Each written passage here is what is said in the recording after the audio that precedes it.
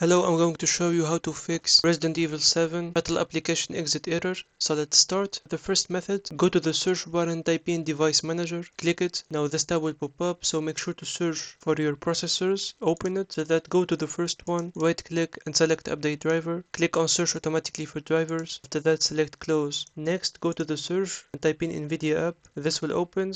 So go to the left and select drivers. After that, click on download or install button in the right here. Select express or custom installation. After that, select continue to start the process. For the next method, go to the Windows taskbar. You can see this upside arrow, click it. After that, search for the Steam logo, right click on it. After that, select exit and make sure you have no game or Steam launcher running in the background using the task manager. Open the Steam launcher. After that, go top left corner, select Steam logo. After that, select check for Steam client update. Wait for it for the verification. If you do have an older Steam version, you can find the download button next to the close button right here. Otherwise, you have the newest version, you can just select close, then select view. After that, select library. In the left, you can search for Resident Evil 7. Now, once you select it, go to this gear icon in the right. After that, select properties. Go to installed files in the left menu. After that, select verify integrity of game files. That way, any corrupted or missing file will be recovered safely without the need to download the game once again. For the next method, go to the Steam logo top left corner. After that, select settings.